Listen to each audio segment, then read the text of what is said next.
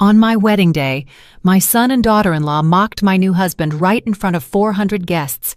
They said he wasn't a stepfather. They called him trash. My daughter-in-law's entire family roared with laughter while I felt the world collapsing beneath my feet. I stood up, shaking with fury, and threw every single one of them out of the reception. It was then that my husband looked at me with a profound calm I had never seen before and said something that changed my life forever. "Honey, I'm a billionaire, but let me tell you how I got to this moment, because what happened next was something none of them could have ever imagined." Welcome to my channel. I share new life stories here every day, and I'd really appreciate it if you hit subscribe and liked my video. Now let's jump back into my story.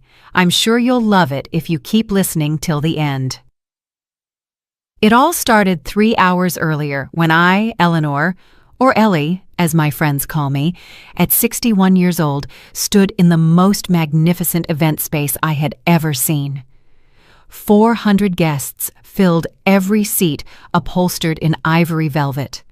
The tables shimmered with cream silk linens and towering centerpieces of white and gold flowers that looked like they were pulled straight out of a magazine. I had hired the best musicians, the top caterer, all paid for with my life savings. I wanted this day to be flawless, because after 15 years of widowhood, of loneliness, of nights spent crying in silence, I had finally found love again. Elias, or Eli Vance, stood beside me at the altar in his modest but immaculate gray suit. His silver hair was neatly combed, his hands calloused from years of honest work. He wasn't rich. He didn't drive a luxury car and lived in a small apartment in a simple neighborhood. But when he looked at me, I felt like the most valuable woman in the universe. That was the only thing that mattered. Then I heard the first loud, mocking, venomous laugh. It came from the third row, exactly where my son, Darius, was seated next to his wife, Tasha. Darius was 38 years old, wearing an Italian suit that cost more than $3,000 and a Rolex watch on his wrist. He had always made it clear to me that money was the most important thing in life. Tasha was worse. That 35-year-old woman in her overly tight blood-red dress with long black painted nails and a superior attitude had made my life hell since the day she married my son. She came from a family that considered themselves upper crust, though we all knew her father had made his fortune through shady business dealings. "Look at that," I heard Tasha whisper to her mother, loud enough for me to hear. "The old woman is marrying a pauper." Her mother, Brenda Jenkins, a woman with too many fake gold necklaces clanging around her neck, laughed, covering her mouth with her hand. "Poor Ellie. At her age, she can't catch anything better." I felt my cheeks burn, but I kept my gaze fixed on the minister. Eli gently squeezed my hand as if to say, "It'll be all right." But things were just getting started. The officiant continued the ceremony, speaking about love, respect, and the sacred union of marriage. I tried to concentrate on his words, on the moment I had dreamed of for months, but the stifled laughter and cruel comments kept coming from my own family's section. "Did you see his shoes?" one of Tasha's cousins whispered. "They look like they were bought at a thrift store." "And that suit?" another added. "My gardener dress is better." The entire row of the Jenkins family chuckled under their breath. They were like vultures waiting for the perfect moment to attack. I felt my heart breaking into pieces, but Eli remained serene, dignified, as if none of it affected him. That gave me the strength to continue. The moment for the vows arrived. When Eli began to speak, his voice was firm and full of genuine emotion. "Ellie, from the day I met you, I knew you were the woman I wanted to spend the rest of my life with. I don't have material wealth to offer you, but I give you my whole heart, my eternal loyalty, and my promise to make you happy every day I have left." A few people in the audience sighed, moved. I had tears in my eyes, but then I heard Darius let out a loud, sarcastic laugh that echoed through the ballroom. "This is pathetic," my son said out loud without any shame. He stood up with his champagne glass in his hand, swaying slightly. He'd been drinking before the ceremony. Seriously, Mom, this is the man you chose? This miserable old man? The room fell into absolute silence. 400 people held their breath. The minister stopped speaking and looked at me with concern. Eli squeezed my hand harder, but his expression remained tranquil, almost compassionate. "Darius, please," I tried to say, but my voice came out broken, humiliated. "No, Mom, someone has to tell the truth here." Darius walked to the center aisle, gesturing dramatically. "You worked your whole life. You sacrificed for me. Dad left you a good inheritance, and this is what you do with it? Marry a nobody who probably just wants your money?" Tasha stood up too, a malicious smile on her lips. "Darius is right, Ellie. That's not a stepfather. That's trash you picked up off the street." Her whole family erupted in laughter. Her mother, father, uncles, cousins, all laughing, pointing, pulling out their cell phones to record the moment. It was like they were at a circus and we were the clowns. But then something inside me snapped. It wasn't sadness. It was fury. A burning rage that shot from my feet to my head. I pulled my hand from Eli's and walked straight toward my son. "You know what, Darius?" My voice sounded different, stronger, firmer than I had heard it in years.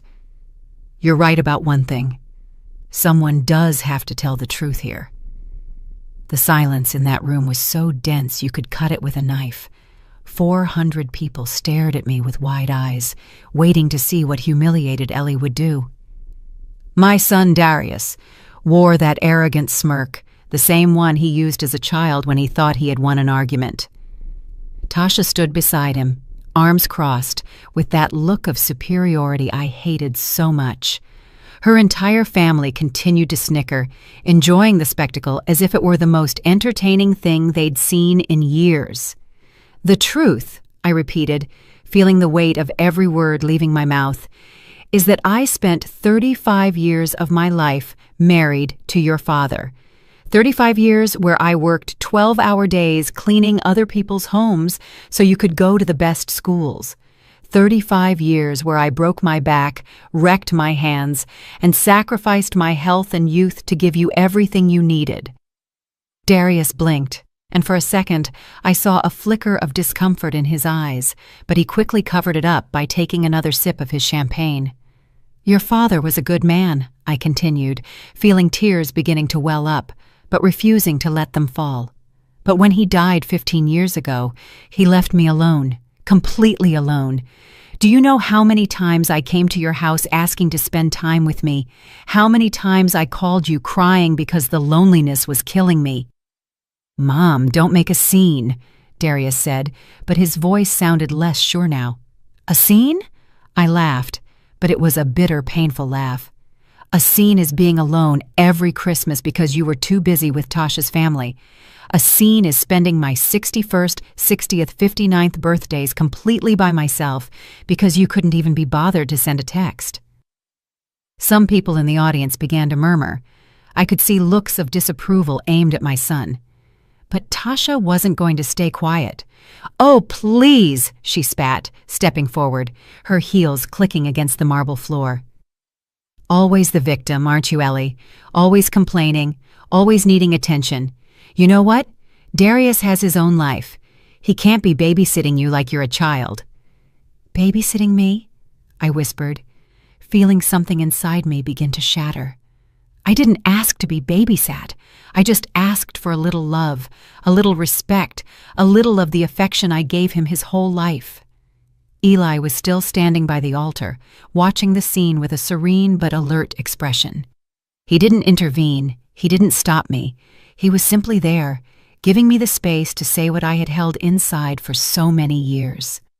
"And now," my voice trembled but remained strong, "now that I've finally found someone who makes me feel alive again, someone who treats me with dignity and respect, you come here to destroy it? You, my own son, come here to humiliate me in front of everyone?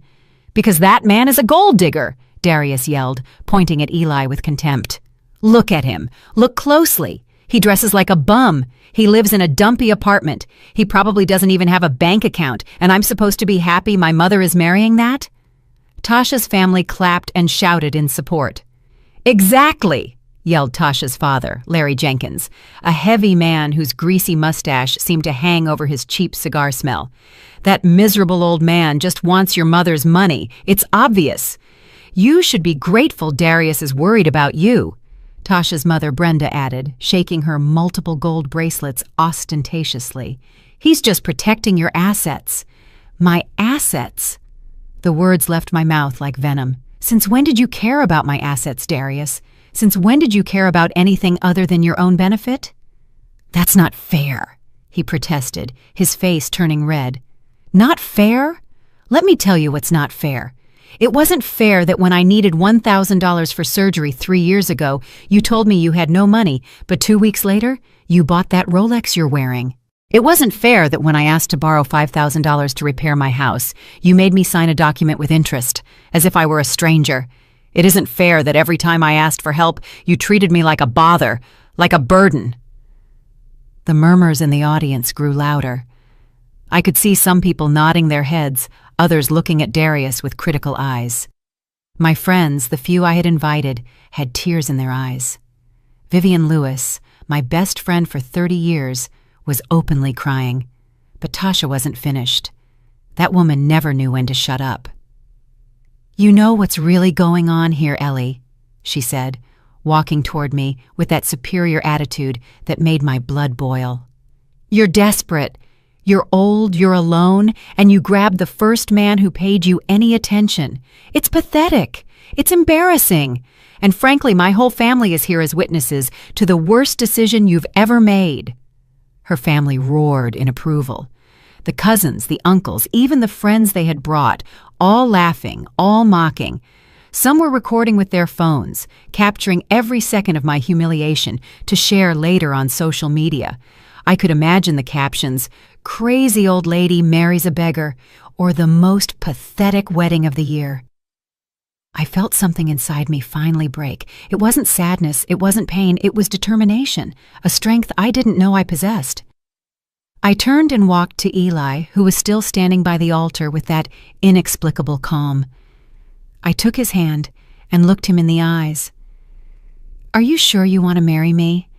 I asked in a low voice. "Because my family is a mess, and they clearly don't deserve to be here." Eli smiled. It was a small smile, but there was something in it, something I couldn't quite decipher. "Ellie, my love, I've never been surer of anything in my life, and you are right. There are people here who don't deserve to witness this moment." I turned back to the 400 guests. Most of them were good people, true friends, colleagues, neighbors who cared about me. But there was a specific group that had turned the most important day of my life into a nightmare. "Darius," I said, and my voice resonated through the room with an authority I had never used with my son. "You, Tasha, and your entire family, out of my wedding, out of my life." The silence that followed was deafening. Darius stared at me as if I had slapped him. "What?" he stammered. "Mom, you can't be serious." "I've never been more serious in my life. I want you to leave now." Tasha let out a hysterical laugh. "You're throwing us out? Your own family?" "Not my family," I replied coldly. "You and your parasites, yes. You have 5 minutes to leave this room, or I'll call security." Darius looked at me as if he couldn't believe what he was hearing. His face went from shock to indignation in seconds. "You're throwing me out of your wedding? Your only son?" "Yes," I replied without hesitating for a second. "I'm throwing out you, your wife, and all those vipers you brought with you." Tasha stepped forward, her index finger pointing at me menacingly. Her black nails looked like claws ready to strike. "You can't do this, you stupid old woman. You have no right." "I have every right in the world. This is my wedding. I paid every cent for this event. I hired this venue. I paid for the food. I hired the musicians, and I have every right to decide who stays and who goes. And you are definitely going." Tasha's father, Larry, got up from his seat, his belly hanging over his belt.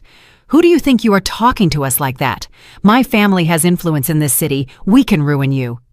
"Ruin me then," I said, feeling a boldness I didn't know existed inside me. "You've already ruined the most important day of my life. What more can you do to me?" Tasha's mother, Brenda, also stood up, making all her gold bracelets clank scandalously. "This is an insult! A total lack of respect! We came all the way here to support this ridiculous marriage, and this is how you repay us?" "Support?" I laughed bitterly. "You call mocking my husband, calling him trash, and humiliating him in front of everyone support? That's not support. That's pure cruelty." One of Tasha's cousins, a young guy with too much hair gel, shouted from his table, "Your husband is trash! We all know it. Just look at him. He looks like a bum you picked up off the street." Several members of their family laughed and applauded. They were enjoying this. They were truly enjoying tearing me down on my own special day. Eli finally spoke. His voice was calm, almost gentle. But there was a tone of firmness I had never heard from him before. "Young man, you don't know me. You know nothing about me, and yet you feel entitled to insult me. What does that say about you?" The cousin immediately fell silent, as if something in Eli's voice had disarmed him.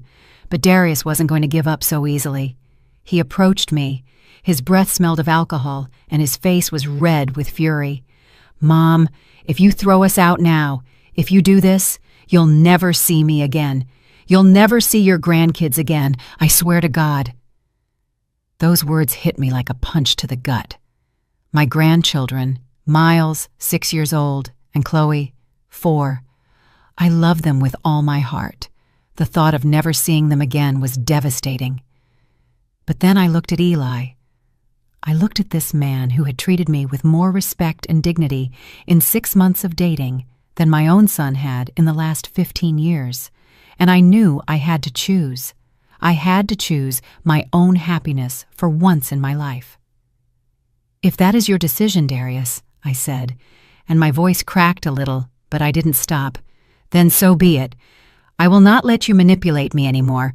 I will not let you use me as your personal bank while treating me like trash when you don't need me." "You're selfish," Tasha screamed. "A selfish old woman who is choosing a stranger over her own family." "He's not a stranger," I replied calmly. "He's the man I love. And if you can't respect that, then you don't have a place in my life." Darius looked at me with so much hatred that it almost made me step back.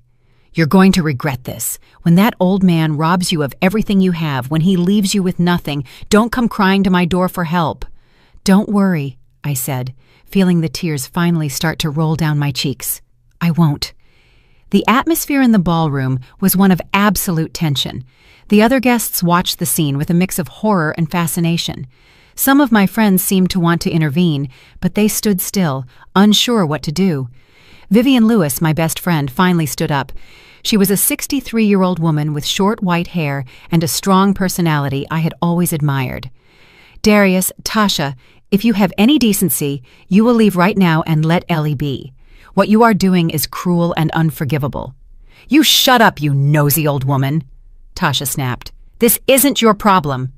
"It is my problem when I see my best friend being abused by her own family," Vivian replied firmly. "And honestly, after seeing how you behave, I perfectly understand why Ellie prefers to marry Elias. He has more class in his little finger than all of you combined." That further enraged Tasha's family. They started shouting all at once, creating absolute chaos. Insults flew through the air. Some people started getting up from their seats. The ballroom that, half an hour ago, was a place of elegance and celebration, now looked like a battleground. "Enough!" I shouted with all the strength in my lungs. My voice echoed through the space, silencing everyone instantly. "I will call security right now if you don't leave voluntarily." I gestured to the venue manager, a tall professional man who had been watching everything from the entrance. He nodded and started walking toward us with 2 security guards. "We don't need you to kick us out," Darius said with disdain. "We are leaving of our own free will. This place stinks anyway. And you," he pointed his finger at me, "you disgust me. I hope you are happy with your decision, because you will never have your family again." "Real family doesn't treat you like this," I replied. And I felt Eli move closer and take my hand, giving me strength. Tasha grabbed her designer bag, the same one I had helped her buy last year when she borrowed $3,000 she never paid back. "Let's get out of here. This wedding is a bad joke anyway." One by one, Tasha's entire family started getting up from their seats. There were about 20 people in total. They gathered their belongings with exaggerated movements, making as much noise as possible, making sure their exit was as dramatic as their behavior throughout the ceremony. "This is not over," Tasha's father yelled as he walked toward the exit. "Everyone in the city will know what kind of woman you are." "Let them know," I said with a calm that surprised me. "I don't care what they think anymore." As the procession of toxic people left the room, some even pushing chairs and throwing napkins on the floor as a final act of rebellion, the rest of the guests remained in absolute silence. It was as if everyone was holding their breath, waiting to see what would happen next. Darius was the last to leave. He stopped at the door, looked at me one last time, and said, "Goodbye, Mom. I hope your new life with that loser is worth losing your only son." And he left. The door closed behind him with a final sound that resonated in my heart like a definitive slam. I stood there in the middle of the ballroom trembling. I had just kicked my son out of my wedding. I had just potentially broken my relationship with him forever. I had just lost access to my grandchildren, the only innocent creatures in this whole horrible situation. Tears fell freely down my face. My makeup was ruined. My champagne-colored dress had tear stains. The happiest day of my life had turned into an absolute nightmare. Then I felt Eli's arms wrap around me. He hugged me with such tenderness, with such strength, that for a moment I felt everything would be all right. "I am so sorry, sweetheart," I whispered against his chest. "I ruined everything. I ruined our wedding." "You didn't ruin anything," he said softly, stroking my hair. "You did the right thing, the brave thing, and I'm very proud of you." We stayed like that for a moment, embraced in the middle of the chaos that remained. The other guests slowly began to applaud, first Vivian, then other friends, until the whole room was clapping. It wasn't applause for celebration, it was applause for support, for solidarity. Eli gently separated from me and took my hands. He looked me in the eyes with an intensity I had never seen before. "Ellie, my love, there's something I need to tell you." "What is it?" I asked, wiping my tears. He took a deep breath, as if he were about to reveal something momentous. "I'm not who you think I am." My heart stopped for a second. What did that mean? After everything that had just happened, now he had a secret too? "Eli, what are you saying?" My voice trembled. He smiled, but it was a strange smile, sad and happy at the same time. "Honey, I'm a billionaire." I stared at him as if he had spoken in a foreign language. The words had come out of his mouth, they had reached my ears, but my brain refused to process them. "What did you say?" "I am a billionaire, Ellie," Eli repeated with absolute calm. "I have over $2 billion in assets, properties in a dozen countries, companies, investments, everything." I felt my legs begin to fail. Vivian rushed toward me and held my arm. "Ellie, breathe, breathe, friend." But I couldn't breathe, I couldn't think. Everything that had happened in the last hour, the humiliation, the pain, kicking out my own son, and now this. I don't understand. I don't understand anything. You live in a small apartment. You drive an old car, your clothes. "It's all a conscious choice," Eli said, and his voice was so gentle that it made me want to cry again. After my first wife passed away 8 years ago, after seeing how everyone around me only wanted my money, I decided to live simply. I wanted to find someone who would love me for who I am, not for what I have. The room was in complete silence. Everyone listened to every word with absolute attention. This was more dramatic than any soap opera they had ever seen. "That's why you wear those clothes?" I whispered, beginning to understand. "That's why you live in that place? That's why you never let me pay when we went out?" "Exactly," he nodded, and I found exactly what I was looking for. I found you, Ellie, a genuine, kind-hearted woman who treated me with respect and affection, even when you thought I had nothing to offer except my love. Tears returned to my eyes, but this time they were different. They weren't tears of pain or humiliation. They were tears of something I couldn't yet name. "Why are you telling me now? Why here, after all this?" Eli looked toward the door where Darius and Tasha had left minutes before. "Because I wanted you to see who they really are.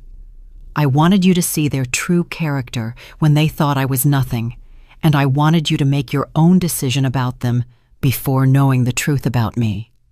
"My God," I whispered, covering my face with my hands. My son just insulted and humiliated a billionaire." "Your son just insulted and humiliated the man you love," Eli gently corrected. "The money shouldn't change that." He was right. He was completely right, but my mind was still spinning, processing this impossible information. $2 billion. How? Where from? Eli smiled, and for the first time, I saw a flash of pride in his eyes. "I started with nothing, just like you. I worked construction for 20 years. I saved every penny. I invested in real estate when no one else would. I bought properties everyone said were worthless. I built an empire brick by brick. But when my wife, my beloved Letitia, died of cancer, all that money meant nothing. I couldn't save her. I couldn't make her stay with me for one more day." His voice cracked at the end, and I saw the genuine pain in his eyes. This man had suffered, had loved, and lost, just like me. "After her death," he continued, "everyone around me changed. My friends only called when they needed money. The women who pursued me only saw dollars. My own in-laws tried to sue me for the inheritance. I realized that money had poisoned all my relationships, so I decided to disappear from the radar. I maintained my businesses, but I completely changed my lifestyle." Vivian was still by my side, supporting me, but even she was slack-jawed, listening to this story. "Meeting you, Ellie," Eli took my hands in his. "It was like coming back to life. You treated me with dignity. You listened to me when I spoke. You laughed at my bad jokes. You cooked me your home-cooked meals. You invited me into your house without caring that my clothes were old or my car was rusty. You loved me for who I am." I don't know what to say," I stammered. My world had been completely turned upside down in less than 2 hours. "You don't have to say anything right now," he said, tenderly caressing my cheek. "I know it's a lot to process. I know all this is overwhelming, but I wanted you to know. I wanted you to know that you made the right decision, that defending our love, defending our relationship was worth it." Suddenly, everything began to click into place in my mind like puzzle pieces. The small details I had noticed but never questioned, the way Eli always seemed so sure of himself, the way he spoke about business with deep knowledge, the times he had casually mentioned traveling the world, his education, his vocabulary, his mannerisms. It all made sense. "Did anyone else know?" I asked. "Did anyone know the truth about you?" "My lawyer, Marcus King," Eli replied. "He's here today in row 12. He's been managing my affairs for the last 8 years. I asked him to come to our wedding as a witness." I looked toward row 12 and saw a distinguished man in his 50s, wearing a clearly expensive suit, nodding his head as our eyes met. He looked like someone important. How had I not noticed him before? "And what happens now?" I asked, feeling completely lost. "What does all this mean for us?" Eli smiled with the same love I had seen in his eyes from the first day we met. "It means that now we can start our life together without secrets. It means I can give you everything you deserve. It means you'll never have to worry about money, security, or anything ever again. But more important than all that," he squeezed my hands harder, "it means I found someone who truly loves me, and that is worth more than all the millions in the world." Tears streamed down my face freely. Now I couldn't control them. It was all too much. The emotion, the shock, the revelation, everything mixed in a whirlwind of feelings I couldn't process. Vivian hugged me tightly. "Girl, I always told you this man was special. I always knew it." Other guests began to approach, offering words of support and congratulation. But I remained in a state of shock, trying to process this new reality. "There's something else you should know," Eli said softly. "The $5,000 your son Darius lent you with interest? I already paid it off without you knowing. I deposited the full amount into his account 3 months ago." "What?" My voice came out as a shriek. I didn't want you to have that debt hanging over your shoulders, but I asked Mark to do it anonymously. I wanted to see if Darius would mention it to you, if he would give you the money back, or if he would tell you the debt was settled. He never said anything to you, did he?" I shook my head slowly, feeling a new wave of betrayal hit me. He never said a word. In fact, 2 weeks ago he called me asking when I was going to pay him. Eli sighed sadly. "I figured. That's why I needed you to see his true character before we got married. I needed you to know exactly who you were dealing with." Then everything made sense. The test. It had all been a test not for me, but to reveal the true nature of the people around me, and they had all failed spectacularly. "My son," I whispered, feeling my heart break again. My own son was scamming me. "I am so sorry, sweetheart," Eli said, hugging me. "I know it hurts. I know it's devastating, but it was better for you to know now than to continue living in ignorance." He was right. Of course he was right. But that didn't make it hurt any less. My only child, the baby I had carried in my womb for 9 months, the boy I had raised with so much love and sacrifice, had been robbing me, lying to me, using me, and today at my wedding, he had shown his true face. "What do we do now?" I asked, feeling completely exhausted. Eli looked me in the eyes with determination. "Now we continue with our wedding. Now we get married, surrounded by the people who truly love and support us, and after that, we start our new life together." The minister, who had remained silent throughout the drama, approached us with an expression of genuine compassion. He was an elderly man, about 70 years old, with decades of experience officiating weddings, but even for him, this had been extraordinary. "Do you wish to continue with the ceremony?" he asked softly. I looked at Eli.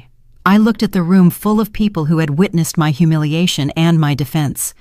I looked at Vivian, who was smiling at me through her tears. And I knew the answer. "Yes," I said firmly. "Yes, we want to continue." The next few minutes were a whirlwind of emotion. The minister resumed the ceremony where we had left off. This time, there were no interruptions, no cruel laughter, no hurtful comments. There was only love, support, and a completely different energy in the atmosphere. When Eli placed the ring on my finger, I felt as if I were starting a completely new life. And when he declared us husband and wife, the room erupted in genuine, heartfelt applause. I kissed my husband, and in that moment, all the pain of the last few hours momentarily vanished. I was happy. I was married to the love of my life, and nothing else mattered at that instant. The reception was beautiful. Without the toxic presence of Darius, Tasha, and their family, the atmosphere completely transformed. People danced, laughed, and celebrated with genuine joy. My friends constantly approached me to congratulate me and tell me how brave I had been.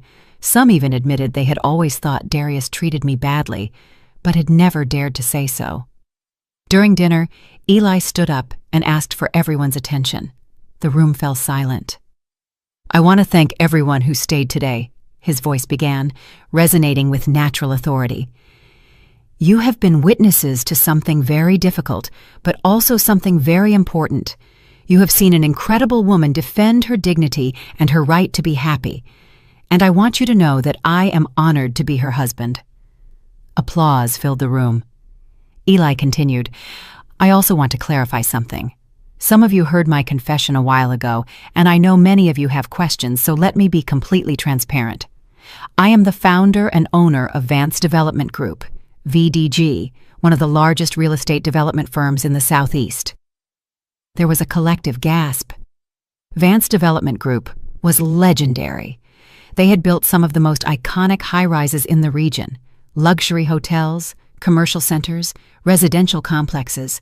I myself had cleaned floors in some of those buildings when I worked in janitorial services. "The reason I never mentioned it," Eli continued, "is because after losing my first wife, I realized that money attracted the wrong kind of people. I wanted to find true love, not self-interest, and I found it in Ellie. This woman loved me when she thought I was a simple retired laborer. She gave me her heart without expecting anything in return, and that, my friends, is priceless." He took my hand and raised me so I stood beside him. "So now, I want to promise her, in front of all of you, that I will dedicate the rest of my life to making her happy, to giving her everything she deserves, and to protecting her from anyone who tries to harm her." The ovation was deafening. Vivian was openly weeping. Other friends hugged each other, moved. It was as if everyone shared my happiness in a deep, genuine way. But in the midst of all that joy, my mind kept returning to one image, Darius's face as he left the room, the rage, the contempt, the absolute certainty that I was making the biggest mistake of my life. And I wondered what he was thinking now. Had he heard the rumors about who Eli really was? Did he know he had insulted and humiliated a billionaire? As if Eli could read my thoughts, he leaned toward me during the dance and whispered, "I know you're thinking about him. It's normal. He's your son." "I can't help it," I admitted. "Despite everything he did, he's still my son, and it hurts. It hurts so much." "I know, sweetheart, and I don't expect that to change overnight, but I want you to know something. The fact that he's your son doesn't give him the right to abuse you. Family love shouldn't include abuse, manipulation, or humiliation." He was right. I knew it in my heart, but a mother's heart is complicated. You can know your child has hurt you deeply and still love them. You can recognize their toxicity and still miss them. It's a painful contradiction only mothers fully understand. The party continued into the late hours of the night.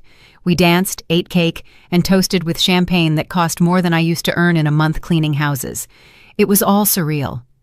This morning, I had woken up as Ellie, the 61-year-old woman who had worked hard all her life to survive. Now, I was going to sleep as Ellie Vance, the wife of a billionaire. When we finally retired to the bridal suite Eli had reserved at the city's most luxurious hotel, I felt overwhelmed by everything. The room was larger than my entire apartment. It had floor-to-ceiling windows overlooking the entire illuminated city, a massive bed with sheets that probably cost thousands of dollars, and a marble bathroom with a tub that looked like a small pool. "Are you all right?" Eli asked, taking off his jacket. I sat on the edge of the bed, still wearing my champagne-colored dress. "Honestly, I don't know. I feel like I'm in a dream, or maybe a nightmare, or both at the same time." Eli sat beside me and took my hand. "I know it's a lot to process. Everything changed in a matter of hours. But I want you to know something very important, Ellie. Nothing between us has changed. I'm still the same man you met 6 months ago. The same man who fell in love with your laugh, your kindness, your strength. Money is just money. It doesn't define who I am." "But it changes everything," I whispered. "It changes absolutely everything." "It doesn't have to," he insisted. "We can continue to live simply if that's what you want. Or we can enjoy some comforts. You decide. This is our life now, our decision." I looked into his eyes and saw the same tenderness I had always seen, the same gentleness, the same love. And I realized he was right. The money hadn't changed him. He was still Eli, my Eli. "I want to ask you something," I said after a moment of silence. "Why me? Of all the women you could have chosen, why did you choose a 61-year-old widow with a problematic son and a complicated life?"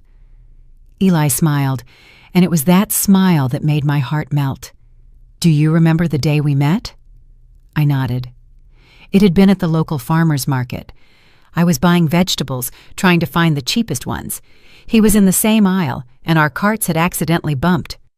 "You apologized about 5 times, Eli recalled with a smile. "And then, when you saw a tomato had fallen out of my cart and rolled under a shelf, you knelt down to pick it up. You knelt down on your bad knee that always bothers you just to retrieve my tomato. And when I handed it back to me and I thanked you, you smiled at me with such warmth, such genuine kindness, that I knew in that moment you were special." I didn't remember that detail about the tomato. It had been such a small, insignificant gesture. "Afterward," he continued, "we started running into each other regularly at the market, always on Thursday mornings. And every time I saw you, I learned something new about you. Your patience with the vendors, your generosity toward the children selling sweets on the street, the way you greeted everyone with respect, no matter who they were. I saw your soul, Ellie, and I fell in love with it. Tears started falling down my cheeks again. It seemed I hadn't stopped crying all day. So, yes, Eli said, wiping my tears with his thumbs. Of all the women I could have chosen, I chose you. Because you are real, because you are good, because you make me feel alive again. We kissed, and in that kiss was a promise of a future together, no matter what challenges came.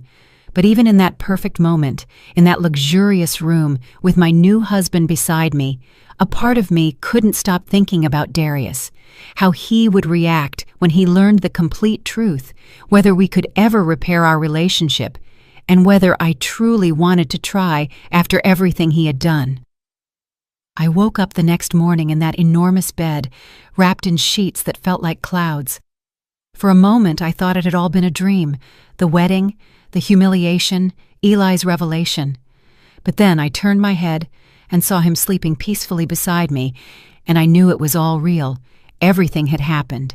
My life had changed forever in a matter of 24 hours. I got up carefully not to wake him and walked to the giant windows. The city stretched out below us, bathed in the golden light of dawn. From this height, everything seemed so small, so insignificant, and I wondered if that was how Eli saw the world from his position of power and wealth. "Good morning, my love," I heard his voice behind me. I turned and saw him sitting up in bed, his hair tousled, a gentle smile on his face. "Good morning," I replied, feeling a mixture of happiness and anxiety. I couldn't sleep anymore. "It's understandable. Yesterday was intense." He got up and walked toward me, wrapping me in a hug from behind. "What are you thinking about?" "Everything," I admitted. "Darius, what happened? What comes next?" Eli kissed my head gently. "I have something to show you, something I think will help you better understand who I am and what our new life together means." Half an hour later, we were in a private helicopter. A helicopter. Never in my life had I imagined I would be flying in one. Eli handled the controls with the ease of someone who had done it 1,000 times before. "I learned to fly 20 years ago," he explained when he saw my surprised face. "It's useful for business, and it also gives me freedom." We flew over the city, and Eli began pointing out different buildings. "That hotel right there, the Grand Plaza, is mine. I built it 15 years ago. It has 400 rooms and is one of the most successful in the region." He pointed in another direction. "That shopping center, the Sun Promenade, is also mine. And those 3 apartment buildings over there. And that industrial complex near the port." With every building he pointed out, my disbelief grew. He wasn't just rich. He owned significant parts of the city where I had lived my entire life. I had cleaned floors in some of those buildings without ever knowing who their true owner was. "See that hospital?" He pointed toward a modern building with a red cross on the roof. "I donated it 5 years ago. My wife, Letitia, died of cancer, and the public health system didn't have the necessary resources. So I built an entire hospital dedicated to free oncological treatment for low-income people." That information hit me like a punch. "Free?" "Completely free," he confirmed. "No one should die because they can't afford their treatment. Letitia had access to the best doctors in the world, and still we couldn't save her. But at least I can help others who don't even have that opportunity." I started seeing Eli in a completely different light. He wasn't just a rich man. He was a man who used his wealth to do good, to help others, to build something meaningful. "I also have foundations," he continued, as we landed on the rooftop of an impressive building, the headquarters of Vance Development Group. One for educational scholarships, another for social housing, and one for entrepreneurs who need seed capital but can't access bank loans. We got off the helicopter and entered the building. The offices were elegant but not ostentatious. Employees were working in bright, open spaces. Everyone greeted Eli with genuine respect, not the servile fear I had seen in other places where bosses were dreaded. "I want to introduce you to someone," Eli said, guiding me toward a large office on the top floor. Inside was Marcus King, the lawyer he had mentioned at the wedding. He was a distinguished man in his 50s with silver hair and an imposing presence. "Mrs. Hayes," he greeted me with a slight bow, "it is an honor to finally meet you properly. Eli has spoken a lot about you over the last 6 months." "Really?" I asked, surprised. "Of course," Mark smiled. "He constantly told me he had found someone special, someone genuine. And after what I witnessed at the wedding yesterday, I can confirm he was right." Eli gestured for us to sit down. "Mark, show Ellie the documents we prepared." Mark opened a leather folder and pulled out several papers. "Mrs. Hayes, your husband has prepared some important documents. First, he has added your name to all his main bank accounts. You have complete access to all his funds." My mouth dropped open. "What? No, I can't accept that. We just got married yesterday." "You are my wife," Eli said firmly. "What's mine is yours. It's that simple." "In addition," Mark continued, "he has transferred the title of 3 properties into your name: a beach house, a city apartment, and a mountain retreat. He has also established an investment fund in your name with an initial value of $50 million. I felt dizzy. $50 million for me? A woman who had spent most of her life worrying about how to pay the rent each month. "Eli, this is too much," I protested. "I can't." "Yes, you can," he interrupted gently. "And there's more. I've also established trust funds for your grandchildren. Miles and Chloe will each have $10 million available when they turn 25, specifically for their education, starting a business, or whatever they choose to do with their lives." Tears began to fall down my face. My grandchildren. Despite everything Darius had done, Eli was thinking about my grandchildren's future. "Why?" was all I could say. "Because they are innocent," Eli replied.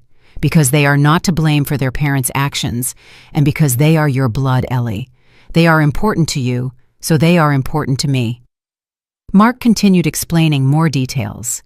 Life insurance policies, diversified investments, commercial properties. The amount of money was so astronomical that my brain simply couldn't process it. "Also," Eli said after Mark finished, "I want you to know that you have total freedom about how you want to live your life. If you want to continue living simply, we can do that. If you want to travel the world, we'll do it. If you want to dedicate yourself to charitable causes, I will support you completely. This is your life now, Ellie. You decide how you want to live it." We spent the rest of the day touring his company's facilities. I met managers, architects, and engineers. Everyone spoke of Eli with genuine admiration. He wasn't just a boss, he was a leader who cared about his people. He had created training programs, generous benefits, and opportunities for real growth. "My philosophy has always been simple," he explained as we ate at an exclusive restaurant on the top floor of the building. "If you take care of your people take care of your business. Many of my employees have been with me for more than 20 years. I've watched them grow, start families, achieve their dreams, and that makes me happier than any amount of money." By the afternoon, when we returned to the hotel suite, I felt completely overwhelmed. I had seen and learned so much in a single day. My perspective on everything had drastically changed. "How are you processing all this?" Eli asked as we sat on the balcony with a glass of wine. "Honestly, I don't know," I admitted. "Part of me still feels like I'm going to wake up, and it will all be a dream. Another part of me feels guilty." "Guilty? Why?" "Because while I was struggling to survive, cleaning floors in buildings that were yours, you had all this power, all this wealth. It feels, I don't know, disproportionate." Eli nodded thoughtfully. "I understand that feeling. Inequality in the world is brutal and unfair. That's why I do what I do. The foundations, the hospital, the housing programs. I try to use my privilege to create opportunities for others. But you're right, it will never be enough.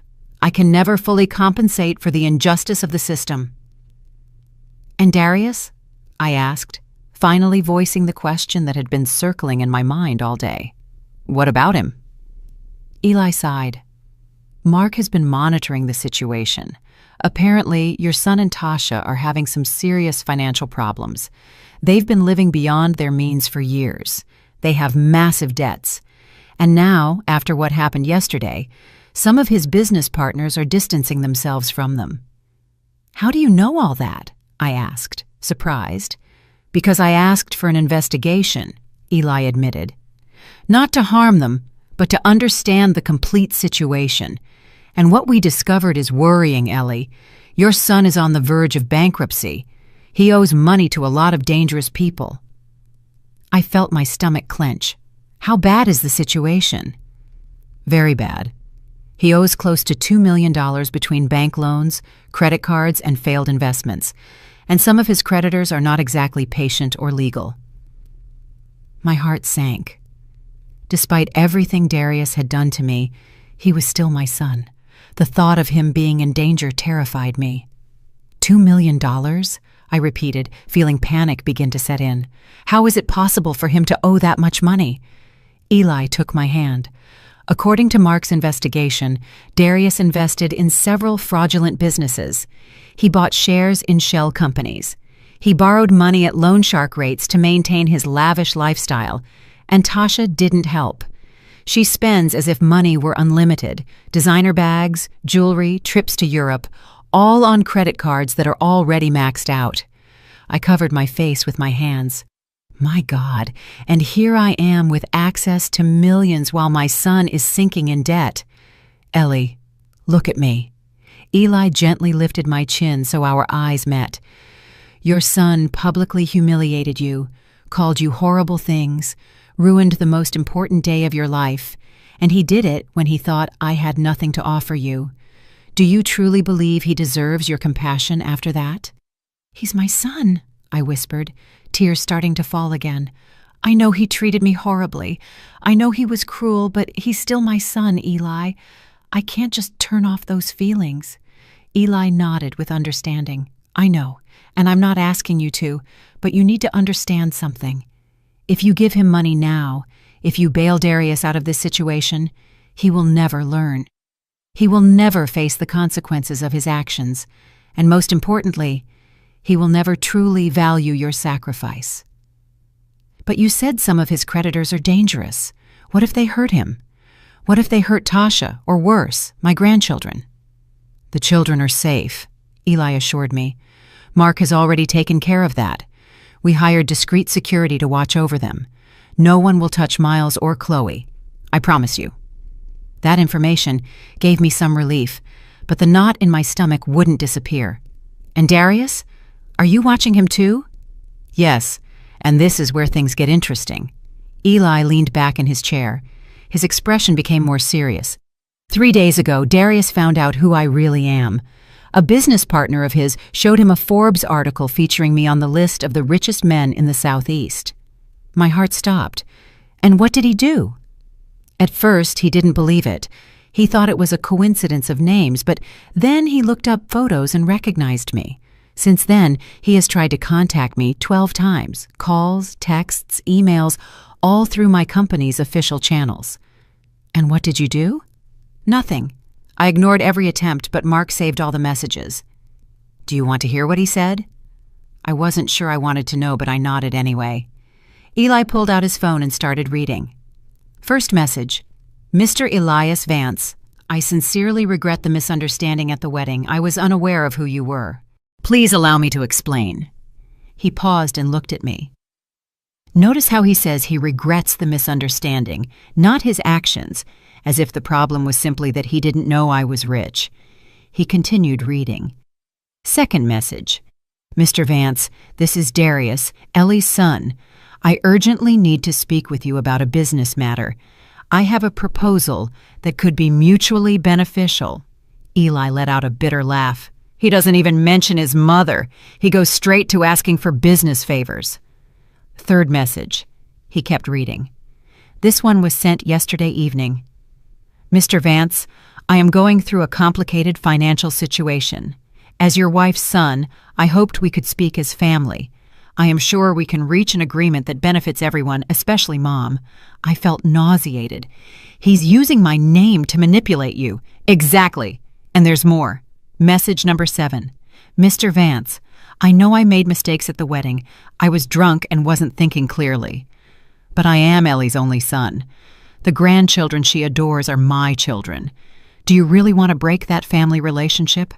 I can make her happy if you help me resolve my current problems.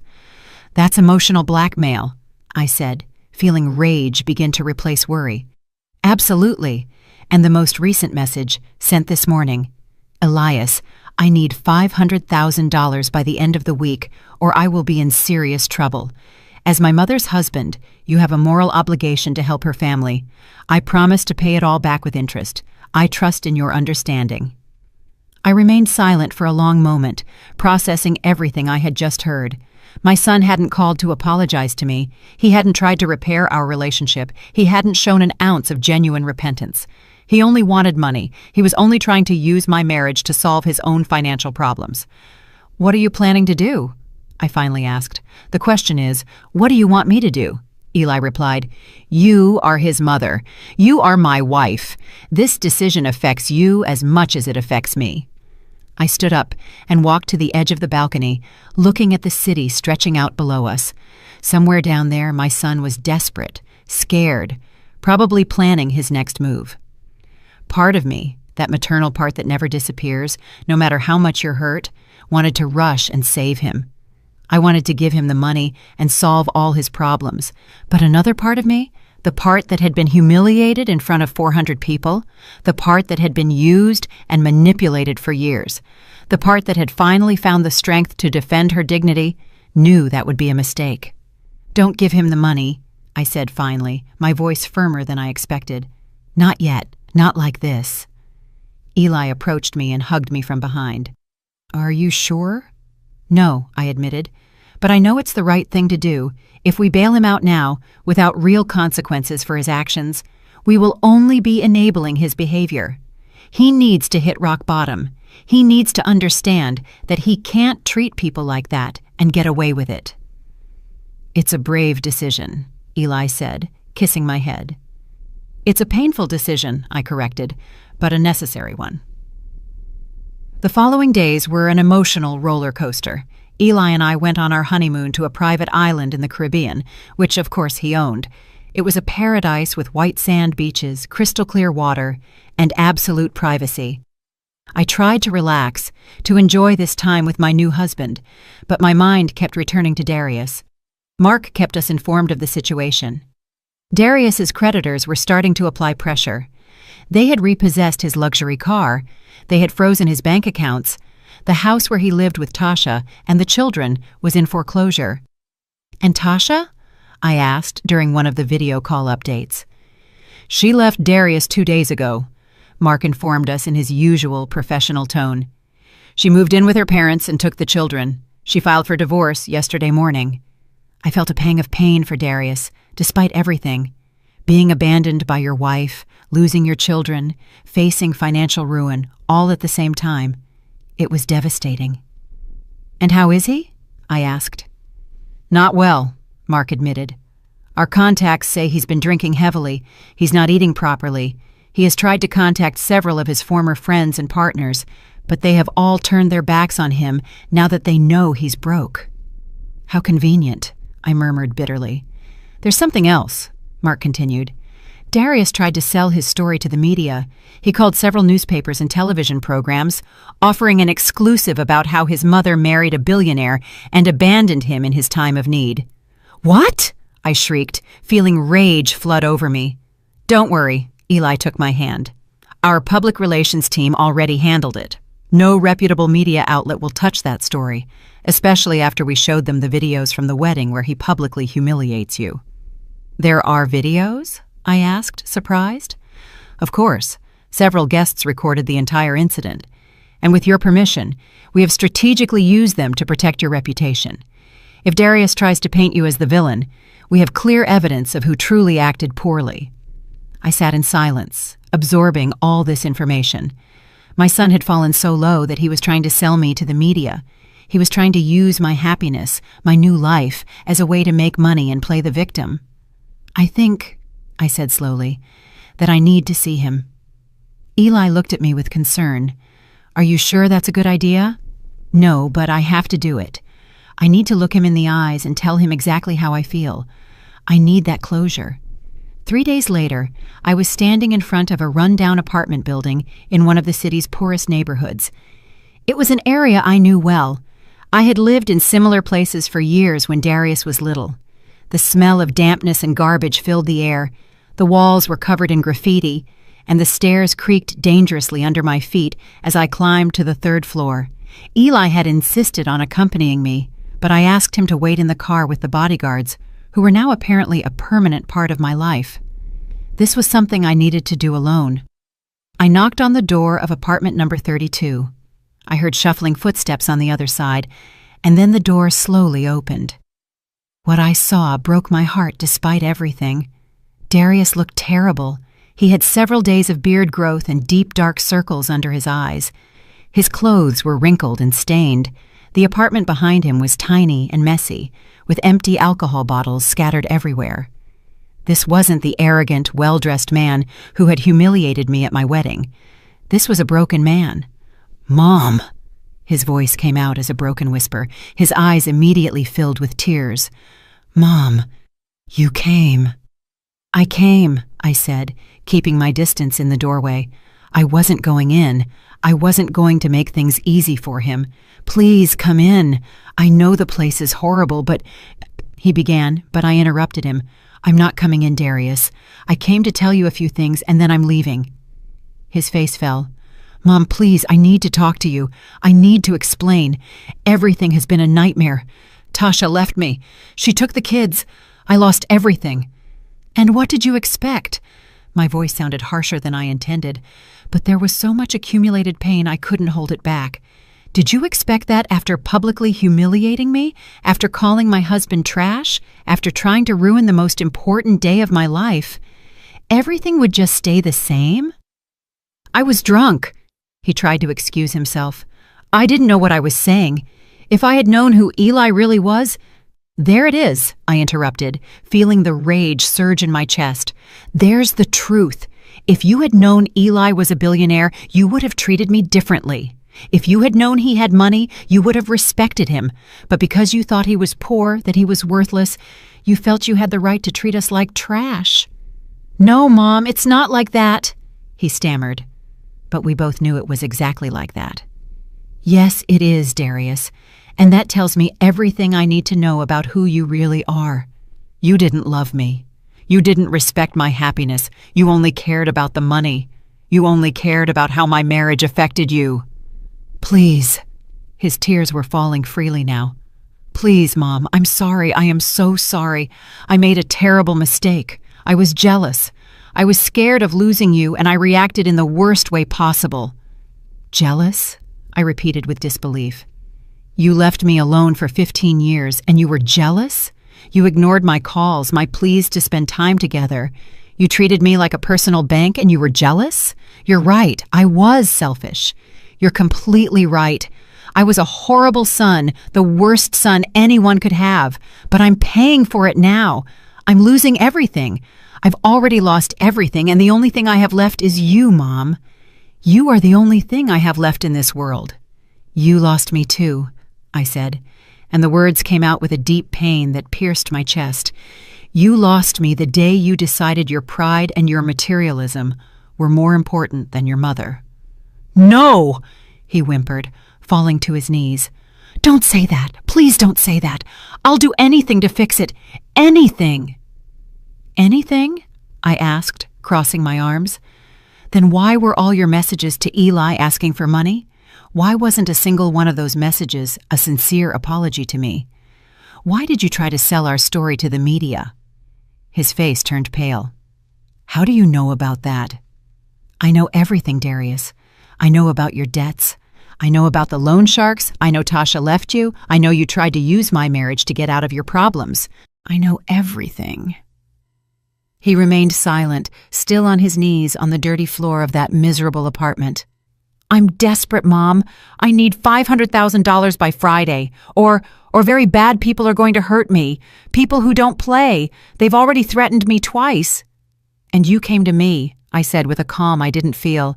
Not because you love me, not because you value our relationship, but because you need money. No, it's not just about the money. I miss you, Mom. I miss having you in my life. I miss what, Darius? Miss having someone you could manipulate? Miss having a personal bank who never said no? Miss having someone who cleaned up your messes without complaining? I miss my mother, he whispered, and there was something genuine in his voice that almost made me waver. I miss how you took care of me when I was a kid, how you were always there for me, how you made me feel safe and loved. That boy doesn't exist anymore, I said, feeling tears start to sting my eyes. He turned into a man who values money more than people, a man who married a toxic woman and allowed her to poison our relationship, a man who used me for years and then humiliated me when I finally found happiness. I can change, he pleaded. Give me a chance, just one more chance, and I promise I'll be different. How many chances have I given you already, Darius? How many times did I lend you money you never returned? How many times did I forgive you for canceling our plans? How many times did I swallow my pain when you treated me like I was invisible? And what did you do with all those chances? He had no answer. He just stayed there on his knees, crying like a child. I'm going to tell you something, I continued, my voice trembling but firm. Eli wanted to help you. When he found out about your financial problems, his first instinct was to pay for everything. $500,000 is nothing to him. He could write that check right now and not even notice it in his bank account. Darius's eyes lit up with hope. He would really do that? He would, I confirmed. But I told him not to. The hope on his face turned to shock. What? Why? Because if I rescue you now, you will never learn. You will never understand the real value of things. You will never value people over money. You will continue to be the same superficial, materialistic man who treated me like trash. But Mom, they're going to hurt me. These men aren't playing. They've threatened to kill me. I know, I said, and my heart broke as I spoke the next words. And that terrifies me, because despite everything you've done to me, you're still my son, and I don't want anything bad to happen to you. But I also can't continue to be your eternal savior. I can't keep being the person who fixes all your problems while you never face the consequences of your actions. Then what am I supposed to do? He shouted, his voice full of despair. Just wait for them to kill me? You are going to do what any responsible adult would do, I replied. You are going to the police. You are going to report the loan sharks. You are going to ask for protection, and you are going to start rebuilding your life from scratch, the right way. The police can't do anything against these people. They're too powerful. They have too many connections. Then I'm going to give you something better than money, I said, pulling a business card from my purse. It was Mark King's. This is Eli's lawyer. He's one of the best in the country. Call him. He will handle your legal situation, protect you from the creditors, and help you file for bankruptcy in an orderly manner. Darius took the card with trembling hands. And after that, what? After I'm safe, will you come back into my life? That depends on you, I replied. It depends on whether you truly change, whether you learn from this, whether you can become the man I know you can be, the man I raised you to be. And my children, can I at least see them? Can they know their grandmother again? That question hit me hard. Miles and Chloe. I had missed them every day since the wedding. I will talk to Tasha, I promised, but she doesn't owe me anything. If she decides she doesn't want me to see the children for now, I'll have to respect that decision. She hates you, Darius said bitterly. She says all this is your fault, that if you hadn't married that old man, none of this would have happened.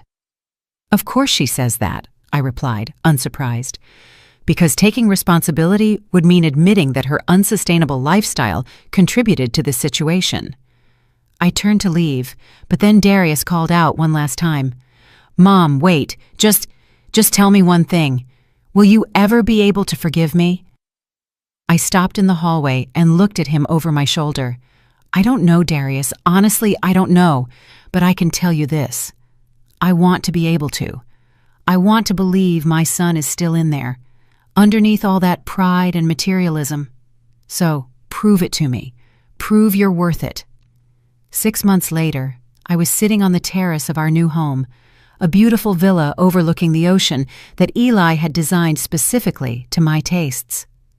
The sea breeze caressed my face as I sipped my morning coffee and watched the waves break against the private beach. It was a life I had never imagined for myself, and yet here I was, living it. My phone rang. It was Vivian, my friend. "Ellie, turn on the news! Channel 7, quick!" My heart pounding, I turned on the television. What I saw took my breath away. It was Darius, but not the broken man I had seen 6 months ago. He was in a simple but dignified suit, standing in front of a group of young people at what looked like a community center. "1 year ago," Darius was saying to the camera, "I lost everything. I lost my house, my marriage, my money. But worst of all, I lost my dignity, and I almost lost my mother. Today, I'm here to tell these young people my story, not for them to pity me, but for them to learn from my mistakes." The reporter asked him questions about his downfall and recovery. Darius spoke openly about his debts, about how he had lived beyond his means, about how he had valued material things over the people he loved. "My mother," he said, and his voice cracked slightly. "She gave me the hardest but most important lesson of my life. She let me fall. She let me face the consequences of my actions, and at first I hated her for it. But now I understand it was the greatest act of love she could have ever given me." Eli appeared behind me and put a hand on my shoulder. "Are you all right, sweetheart?" "I don't know," I whispered, unable to take my eyes off the screen. The report continued, showing how Darius had filed for bankruptcy with Mark's help, how he had found work at a construction company, starting from the bottom as an assistant. They showed his small but clean and orderly apartment. They showed how he now gave talks at schools and community centers about financial literacy and the consequences of materialism. "And his relationship with his mother?" the reporter asked. Darius looked down. "We are working on that slowly. She gave me her number 3 months ago, and we talk once a week. They are difficult conversations. There is a lot of pain to heal, but for the first time in years, I feel like we are being honest with each other." It was true. After he called Mark that day in his apartment, things had gradually begun to change. Mark had handled his legal situation brilliantly, reaching agreements with creditors and protecting Darius from any violence. The bankruptcy had been humiliating for him, but necessary. 2 months after our meeting, Darius had sent me a letter, not a text message, not an email, but a 10-page handwritten letter. In it, he detailed all his remorse, his arrogance, his materialism, how he had allowed Tasha to poison our relationship. But most importantly, he apologized. He didn't ask for anything. He didn't mention money. He just apologized deeply and sincerely. That letter made me cry for hours. Eli held me while I processed all those complicated feelings. I gave him my phone number a week later. Our first conversation was awkward, uncomfortable, full of long silences. But we continued. Every week, without fail, we talked for 30 minutes. "And his children?" the reporter continued on TV. "That's a process," Darius replied. "Tasha and I are in co-parenting therapy. It was something I suggested because I want my kids to have functional parents, even if we are no longer together." "Is there a message you would like to give to people going through similar situations?" Darius looked directly into the camera. "Yes. Pride will destroy you if you let it. Materialism will consume you, and the people who truly love you, the ones who are willing to let you fall so you can learn to fly, those are the ones you should value more than anything in the world. I also want to say something to my mother, if she's watching this." My heart stopped. "Mom," Darius said with tears in his eyes, "I know you're probably watching this. I want you to know that every day I am working on being the man you deserved as a son. Every day I try to be better. I don't expect you to forgive me tomorrow or next year or ever if you don't want to. But I want you to know that I understand now. I understand everything, and I love you. I have always loved you, even when I was too stupid and arrogant to show it." Tears streamed down my face uncontrollably. Eli hugged me tightly. The following month, I received another surprise. Mark called me to inform me that Darius had paid back the money he owed, the $5,000 Eli had paid for me. He worked overtime for 4 months to gather the money, Mark explained. That night, I sent Darius a text message for the first time. Just 3 words. I'm proud of you. His response came 20 minutes later. That means more to me than any amount of money in the world. 2 weeks later, we met at a neutral coffee shop. It was awkward at first.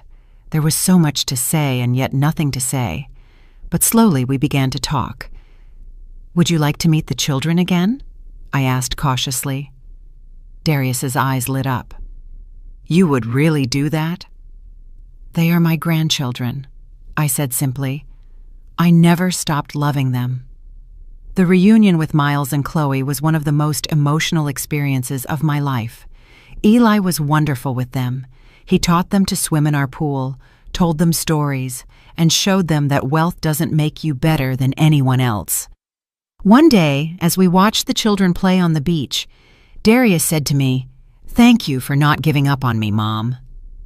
Parents never give up on their children, I replied, but sometimes we have to let them fall so they can learn to fly. Eli and I established a foundation in honor of his first wife, Letitia. The Letitia Foundation helped elderly women who had been abandoned by their families. It was my idea, born from my own experience. One evening, exactly 1 year after our wedding, Eli and I renewed our vows. This time, it was a small ceremony at our home, only with the people who truly mattered. Darius was there with Miles and Chloe. When it came time for the vows, Eli took my hands and said, "A year ago, I promised you eternal love without you knowing who I really was. Today, I promise it to you again, now that you know everything." After the ceremony, Darius approached Eli. "Mr. Vance, I never properly apologized. You are a good man, and my mother is lucky to have found you." Eli extended his hand. "The past is the past, Darius.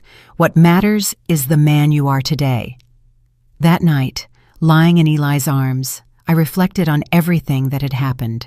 A year ago, I had been humiliated on the most important day of my life, and now I had found not only love and security, but also purpose, dignity, and a peace I had never known before. "What are you thinking about?" Eli asked. "I'm thinking that my whole life changed forever," I replied, "and that I wouldn't change anything that happened." "Why not?" "Because it led me exactly where I needed to be. It taught me who I really was. It gave me the strength to defend myself, and it brought me to you." Eli kissed my forehead. "You are the strongest woman I know, Ellie." "No," I gently corrected him. "I'm a woman who learned to be strong when she had no other choice, and that makes all the difference." "I'm really glad you're here and that I could share my story with you. If you liked it, show me by liking the video and subscribing to my channel. Let's see how many of us there are. Write in the comments which city you're watching from and what time it is. I'm so curious to know where all you wonderful people are tuning in from. If you want to support me a little extra, you can also send a small donation. I share new life stories for you every single day. And now, 2 of my most popular stories will pop up on the screen so you can choose what to watch next.